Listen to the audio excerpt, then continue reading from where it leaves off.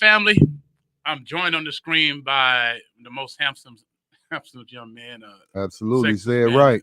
and Say it right. Say it sexiest right. man, I'm the sexiest man in the world. and on the street. We got Uh, Big Rob in the building. on the world, bro. Heart and Soul. Took the world, bro. I took the world by storm, There you man. go. Heart and Soul Festival, October 14th, Orlando, Florida. You just saw that little sample of what happened last year, how it went down. But today's guest is a good friend. It goes all the way back to Baldwin, Michigan.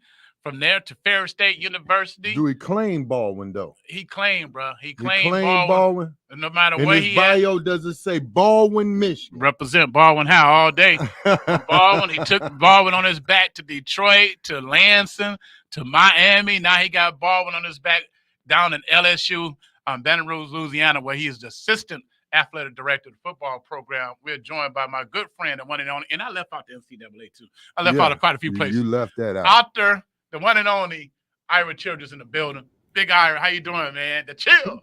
PA, man, what's up, man? How's everything going down there? Man, we're doing good, man. I'm in Muskegon right now, so it's a beautiful, 89 degrees, bro. Oh wow. Hey, if you got that going, you good. Yeah, we good. Yeah, Paul said he's gonna ride his bike for 2 hours today. I'm gonna go ride the bike, man. Try to burn some calories, chill. Right. You got to stay on that. Health is wealth, brother.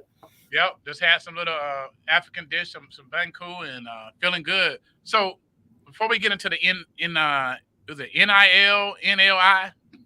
What is it, Ira? You know you got to keep us straight. Nah, NIL, man. It's going well here. At LSU, and that's a great thing. I love to see our program and guys benefiting from off their name, image, and likeness. Y'all know for years that wasn't prohibited by from the NCAA, but now student athletes can benefit off their name, image, and likeness, and our guys are taking advantage of that. But the big thing around NIL is the education piece too, as well, PA, because yes, they're making this money off their name, image, and likeness, but we're also educating them on everything that goes along with that. The financial literacy piece, the understanding the taxes component, the understanding the overall big picture of having that type of money. And now you could become a target, so just navigating through that, I think it's important. And if any young administrators out there, I would tell you to talk with your student athletes about that. That's so important. The education piece, yes, we're excited they're getting the money, but the education piece around it is equally as important. Wow. Before we get into this, I want to go back to, because I want to talk a little bit more about this. Talk about your trip to Africa, because you just got back. Louisiana State, LSU Tigers, Big Rob, took their football team, some players from the football team, for a study abroad program in Dakar, Senegal. What was that like for you? It was life-changing. The trip to Senegal was life-changing on a lot of levels. One, just having the opportunity to go abroad and being in a beautiful place like West Africa. And two, just from an education component, just learning the culture and just seeing so many things. There were so many things that stood out, on this trip. And I will give you credit, PA, because you've been telling me for years, hey, man, you need to go to Africa. You need to visit. You need to check out the motherland. It's important. And I was listening to you. And so I remember before I went, I hit you up right away, say, hey, man, I was so excited to be able to go on this trip. And one of the things that we saw there were really unbelievable, because we saw a lot of people who were really, really happy. That's one thing I noticed. Yes, there is struggle. Obviously, some people who aren't doing as well, but they were happy. And they were comfortable in their own skin, and they were excited, about life. And that was joyful for our student athletes to see that, for myself to see that, for all the people on the trip to see the happiness. And these people aren't caught up in materialistic things and the things that we sometimes over here are focused on. They're not focused on that over there. And so that was really, really happy to see them so joyful and excited. And we went to the village, PA, and got a chance to participate in all the rituals. If you saw us on the video, you saw us dancing, and they were showing us their different dances and stuff like that. And that was really, really cool. And just being in a village, we had a chance to sit down with one of the elders in the village and and that was amazing to listen to him talk and talk about what that village meant to him and over the years all the things that happened there. And I was like a sponge, man, just listening to this in the history because I just loved it. And the one thing he said to our group and to myself was welcome home. And I got a smile on my face, like, wow, this Wow. is unbelievable. Obviously our ancestors years ago were over there in Africa before coming to America. Wow.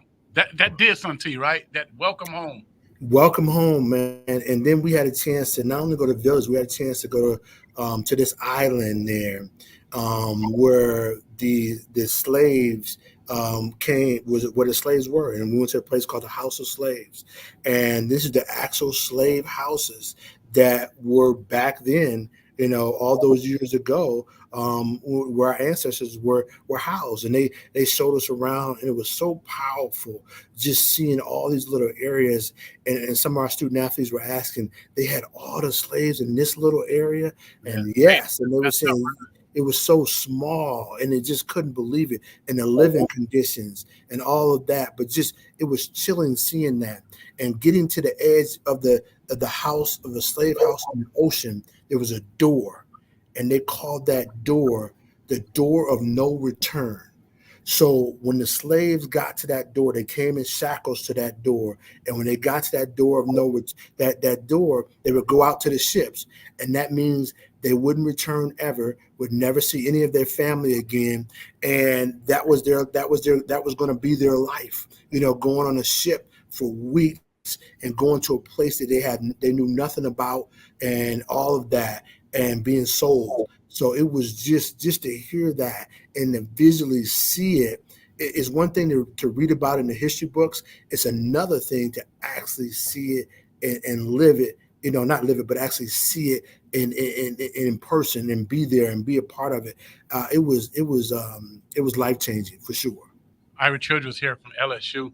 We're speaking on Goree Island, going to Goree Island. That Goree Island and Accra, Cape Coast slave castles was probably some of the biggest operation of slave movements during the transatlantic slave trade. And I tell you what, I felt my ancestor spirit there.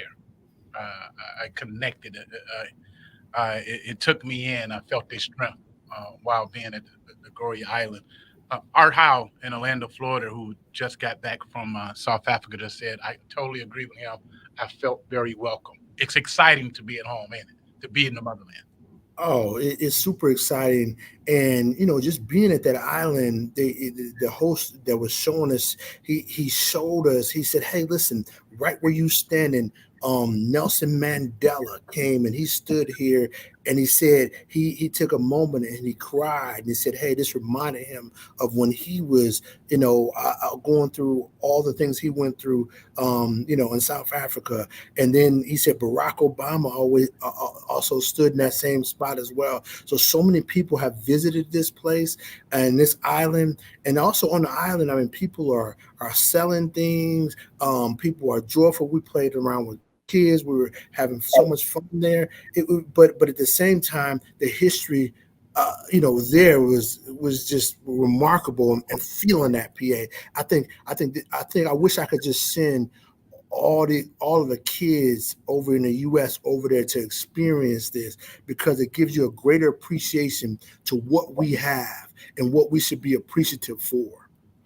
And that's why we do what we do, is sending those kids over to Africa every year. And wow, one of the things I'm into is the cuisine. What was your favorite dish if you tried a dish? The what do you say? Not a natural, but a local dish. What was your favorite local dish? Yeah, I tried. I did get a lot of chicken. I'm not gonna lie, No, not chicken. but I tried. The fish over there. Actually, what I tried, and people think about Louisiana when they think about it, but really, originated over there. The jambalaya was very, very good. And so that was good. But I tried a lot of different foods, and the food over there, the one thing about it was so fresh and so good. I just couldn't I couldn't pass it up. I felt like I put on like 10 or 15 pounds while I was over there because the food was it was very, very good. And the people serving the food, it's like you can feel when somebody's serving the food with conviction. Boy, they had conviction about serving that food, and it was so good. So jambalaya was your favorite? It was my Well, favorite. uh, What's your favorite dish over there? ooh, Lord Jesus, man. Probably Uh, fufu. Or we just had some banku. yeah. We just had some banku. Anything with the fish with the head still on it. You know what I mean? That's why I gotta see the fish head, man. So He anything eat with the eyeballs, the brain, and all of it, bro. I There be you sitting there like almost ready to heave, and he just plucking out eyeballs chills, like it's nothing. chills. You know I'm not eating no go. eyeballs, bro. Wow. So chill when you on the plane ride home, what was some of the things the football players took with them?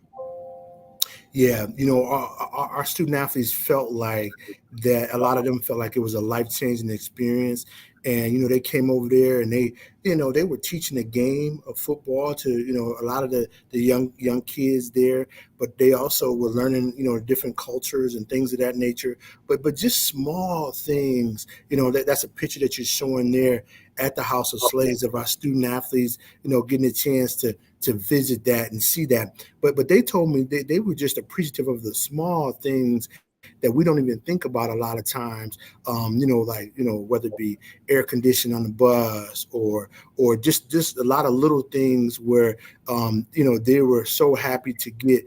We brought over peanuts to them and pistachios and just things that they were super excited to get from us and just spending time with them, and they were just so joyful. We went and painted houses in the village, and when we painted those houses, our guys did that in 4 or 5 hours, and they just thought, man, they were so appreciative of that.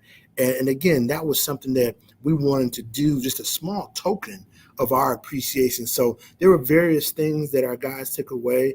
But we tried to give them. They gave us much more than we gave them in terms of just an experience of a lifetime, But there's not a lot of programs that do stuff like this. So I'm just appreciative of our head coach and our whole administration for believing in a study abroad program like this, and going, there's a lot of places you can go when you go study abroad. So going to a place like Dakar, Senegal, and that was really touching, man, because again, Senegal is a big place. The thing that I learned, it's a very big place, almost 5 million people there. So and it's a very friendly city. Everybody wants to help. I mean, we went to a museum for not only African people, but African Americans and Black people as a whole. You got to visit this museum, PA. It was unbelievable. This museum that we went to as well. So there's just so much history in Africa, and now I'm excited to go to other places because West Africa was amazing. The language there, as you guys know, was French. I mean, I say bonjour. It was good. I got that one down, PA, but it was great. But I'm excited to visit, other places, in Africa. It's a big continent, as you know. Right. I think we got image up on the screen of you guys doing a day of service. Yes, Yes, yes, in yes. the village. And that was in the village, in one of the villages that we went to. And in that village, one thing I learned there too, everything is around dancing. I don't have a lot of rhythm. I need to work on my dancing, but I tried, man. But everything was a ritual, and it was around dancing, and that's exciting too. You could see they really get into it, man. If you check out some of the videos of our student athletes dancing, and that's a big part of the culture, PA. So you can feel the joy and the happiness. So everyone out there, man, I would suggest if you get an opportunity, check out West Africa and Africa in general. Now, PA, tell me the difference between West Africa and some of the other places in the continent that you've been. Definitely a different culture. East Africa was not necessarily part of the transatlantic slave trade, but part of the Arab slave trade, which is uh, just as brutal, probably more brutal More brutal. um, than uh, than the transatlantic slave trade. Different, just a different type of culture um, in East Africa. People are nice, genuine, stay in love, but they did go through a lot. And you just, all beautiful people. That's definitely and all hardworking. Just a different dress, a different attire, a different type of religion. But one thing they have in common, they all proud to be Africans, and Yes, yes. they just have different stories. But let's translate because we got man. We taking some kids next week, man, and we gonna be posted up over there for the next week and a half, chilling out. But I'm gonna talk about this name, image, and likeness. Yeah, we can definitely hit that, and we talked about that a little bit earlier. But I also want to mention too, PA. I know on this we've been doing this for years, man. And one thing we always try to do is help young people. Right. I've had a lot of people. I haven't been able to get back to everybody, but I have a lot of people who have hit me up on LinkedIn and different places of saying, "Hey, how do you become an athletic administrator? How do you get into the field?" For all those young people out there who want to be in this business and want to be in athletic administration, obviously you go to college and you can major in sports administration or sports management or a degree like that. But and then once you get out, you want to do as many internships as you can. But you really have a passion. You really need to have a passion for helping young people in this business. You really need to have a passion for, helping people be successful and understand if you do enter this business, it needs to be something greater than yourself. It can't be just about you. You have to come into this business saying, hey, you know what? I'm getting into it. I want to be in sports administration, but I want to be in sports administration because I want to work with student athletes and help them be the best that they can be. Because on a daily basis, that's what we're doing. It's not a lot of glitz and glamour to it. It's a lot of, phone calls, a lot of conversations, a lot of administrative work.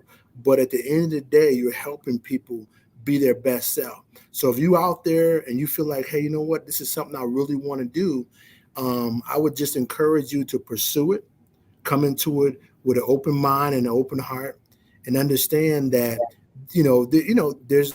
there needs to be more good people in this business, and it's a great business. My whole life, my adult life, I've been fortunate to work in sports, and the greatest thing about working in sports is the ability to help young people be successful and live their dreams. So if you keep that as your focus and work hard every day, make good connections, you can be in these opportunities too. And also understand that as I'm talking to you, PA, there's no overnight successes. You and I have been doing interviews for a long time. And my first job in sports, I tell people all the time, my first job in sports was coaching middle school basketball. Like 20 years ago, and that was coaching that middle school basketball team was one of the best jobs I ever had because those kids believed in each other and I believed in those kids. And so that was my entryway into sports. So when you come into this field, understand you're not going to start most likely in the SEC. You're not going to start at LSU or Auburn or Alabama. You're going to have to work your way up and spend a lot of time, grinding and working hard, and then you can get there. But that's okay. Enjoy the journey, enjoy the grind, PA, because that's a part of the process. And I just want to embrace that. I want to tell kids to embrace that journey, embrace that grind. But you can get there, and we need to keep talking to our kids, especially kids that come from areas like you and I come from, PA, where there are disadvantaged areas. That there is a light at the end of the tunnel. You can get there. But you got to work hard. Don't cut any corners. Do everything the right way, and understand that stack one day on top of another, and understand that it's going to be hard. But you can ultimately get there if you work hard, have great vision, do good in school, and make the right connections. And I'm here to help anybody out there that's trying to crack into this business, because I'm not happy just to be here. I want to see other people here And I want to see young people, obviously, that come from areas like ours as well, to be able to get into this business. So with that, we can get into names like, but I did want to say that, PA, because I know there's a lot of kids out there and a lot of young adults that want to be in this space. Yep, who do I call this? WBSLP 1037 Muskegon Heights. Got Ira Childress here, LSU athletic director, assistant athletic director, football player relations on radio, fresh back from Senegal. And we're going to talk in NIL. How are kids, how do they go by initiating these contacts? Or do they wait for the brands to contact them? Is it the school responsibility to try to get these contracts? Or do they have to have an agent or the parents? How do this thing work? Yeah, it works in multiple ways. One, some of them do have agents who obviously secure deals for them. Some of them get deals based upon the brand that they build online, and that's very important. Your online presence, and then people, your companies want you to represent them. If they look online and you have a really strong presence, you're consistent, you're doing the right things. All those things help, for NIL. But at the same time, I think it's important to understand that if you get an NIL contract, make sure you're able to fulfill all the obligations that go along with that, and then also understand, the education piece. And that's one thing that we try to do as a university, and specifically our football program, is to educate our student athletes, on NIL, and understand that yes, you can get the deals. We hope you get, as many deals as you can, but want to make sure that you're able to understand the tax implication. You're paying taxes. We brought in a financial expert to talk to them about the financial piece of it, so you can do well there, the day-to-day finances. And that's one of the things we don't do enough of, I think, at the lower levels, even in the high school level, is teaching the basic finances, teaching basic balancing your checkbook, all the small things that come into handling money.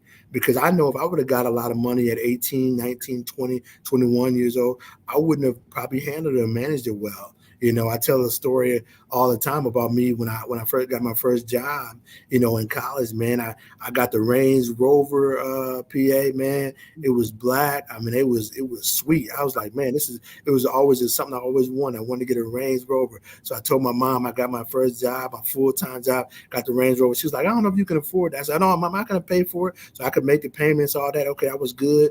And then one day I came out and the Range Rover, it wouldn't go up. That's when they used to go up and down. It wouldn't go up. I was like, oh man, something wrong. So I took it to the dealership, PA, and the guy said, oh yeah, we can have this fixed by this afternoon. When I came back, he looked at me with a straight face. Hey, that'd be about $5,000. And man, my heart went to my chest.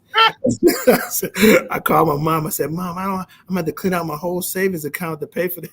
She was like, I told you not to get. I told you not to get. But that was a good lesson. I could afford the payments, but I couldn't afford the maintenance, So just a small thing to understand when you're young, it's not just what you see, it's everything that goes into it. So understanding that financial literacy piece is huge for young people, not and old people and everyone. Just being able to figure that piece out at an early age will be very, very helpful, PA, and that's one of the things we try to do, and hopefully that there are more and more programs in the neighborhoods, PA, that are teaching financial literacy, because I think if you can get that piece, that's one of the most underrated pieces you can have from an education standpoint as a young person, because you can have good credit. You can get a lot of understand, how to balance a checkbook. You can understand how to manage your bills. You can understand, what savings is. You can understand what investments are and understand the stock market. It took me until I was, in my late 30s to really understand the stock market and how to, do good things there and all of that. So I think that's a piece that hopefully our youth are starting to get more and more, because that's really, really big, from a financial standpoint. So I don't know, PA, if you guys are doing that, or if people are doing that in the community that are doing it. But Chia, I want to ask you, on like parents who kids are going to college right now, these businesses are monitoring the kids' social media, that social media presence. What shouldn't they have on a social media page? Now? Can you really help? I think a lot of things are things that you wouldn't want mom and dad and grandma to see. I mean, you don't want to be retweeting, lyrics that are going to be, bad, whether using profanity or whether it's anything that's negative. You don't want that attached to your brand. I mean, you want to have a positive brand. You don't want to be someone that's tweeting and putting things out on social media that sends a negative light to who you are. We used to say back in the day, and I still believe this: you are what you tweet. You are what you put out on Instagram. And you can tell somebody, hey, you know what, that's really not me. I'm just putting out, that's a song that so-and-so saying, okay, that's fine. But it's coming from you. So people who don't know you, they associate that with you. So it is you, and so was it Ja Morant? That's how you say his name? Morant from Memphis Grizzly? Yeah, it's him. I mean, but it's so many others. And it's a lot of young people need to understand people don't have a chance to get to know you. What they see initially, especially businesses and stuff, is what you put out on social media. So if that's a negative and that's not good, that's going to be the perception that people have because that's what they see. So you have to understand how to manage that, and that's so important. Is there a limit on what these kids can get under the name, image, and likeness? No limit. No, there's no limit. No, which is great. Because I saw an interview with a young lady from LSU, and they asked her about going into the WNBA versus what she's doing now, staying in school. And she stated, I make more money now than I would ever make in the NBA. I mean, WNBA. So Yeah, somewhat true for some of these children. Yeah, I mean, the student athletes are doing really well here at LSU, and not just here at LSU, across the country. I mean, they're doing really well in the name, image, and likeness space. And again, is they're doing well on the field, they're doing well in the classroom, and they're doing well in the community, and they're doing well on social media. And those are the things that really are attractive to businesses when they're thinking about name, image, and likeness, because it's like they want to know the total person, the total package, not just someone who's just good on the field or, someone who may just, not have everything. They want to know if we're going to invest big money in you, how are you holistically? And that's something that's very important. And so hopefully that's starting to being taught at the young age, at the young levels, because that'll follow you all the way up. And just understand, you may tweet something when you're younger that could come back, and they pull it up and they do a search and they say, oh, well, you tweeted this. Well, yeah, I was young. Okay. But it still can be held against you. So just understand, you're not going to be perfect, but try to do the right thing. And that's one thing we always try to, tell our people. None of us are perfect. We're all going to make mistakes. We're not going to be perfect, but at least try to do the right thing, because that can really help you, not only monetarily, but in life in general. But Chill, what are your thoughts on? I like what Jaylen Brown did, whose mother is from Muskegon, but Boston Celtics. She was his agent, kind of like represented him in the NBA. But the status quo didn't like that. But she got the best deal for her son. Yeah. What are your thoughts on that? Because agents, I think they get a chunk of the NBA's or the player's contract, right? Yeah, I think the biggest thing is an individual personal decision, PA. I mean, you have to do what's comfortable for you. If his mother was the best option for Jaylen Brown, I think that was a good move. You have to do what's comfortable for you, and that's important. But also understanding that it's not when it comes down to getting your deals, and it comes down to whether it be NIL or any other contract. It's about you individually, and you have to be comfortable with that. So I was happy to see anybody, including Jaylen Brown, anyone else, get great offers and great opportunities that are out there. You want to see that. You want to see guys and young ladies get their worth. And I feel like that can continue to happen at the collegiate level, the professional level. That's very big. But again, also when you get it, just having the education component with it so you can keep it. My grandmother used to tell me all the time, it's not what you make, it's what you keep. And she was right. And just understanding how to manage all of that, because that's that's so important. And I know I keep talking about the financial literacy piece, but it is something when you come into a lot of money, just being able to manage it and understand it so you can keep it and make it work for you and invest it. Boy, out there tricking. Oh, right, Rob. You got a question before we go? Last question. No, I think he answered everything that I wanted to know. Well, let me ask this: when did that name, image, and likeness kick in? Was it this year or last year, or how long has it been around? Because I know they were discussing that for some time.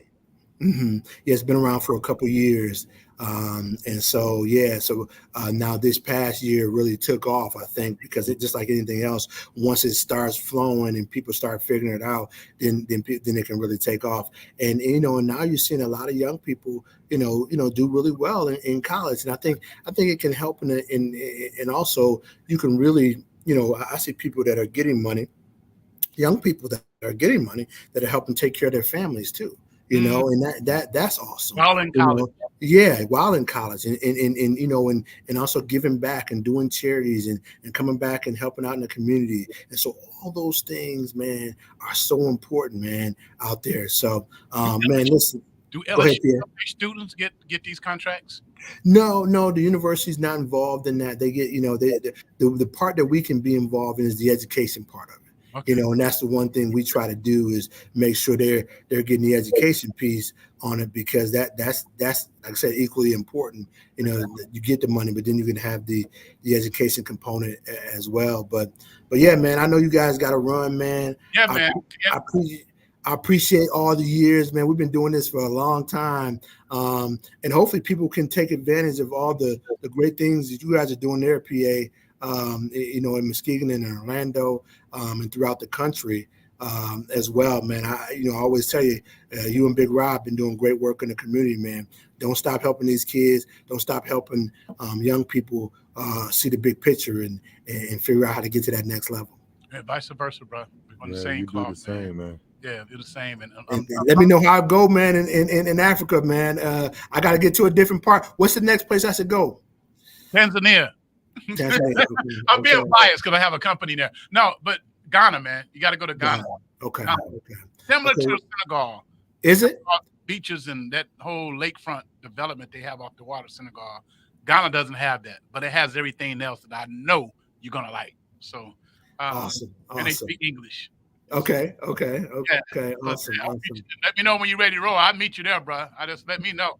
There you go. Sounds good, man. I will. Hey, man, y'all take care. Have a good one, man. All God right, you bless. too. Take care. Appreciate y'all. All right.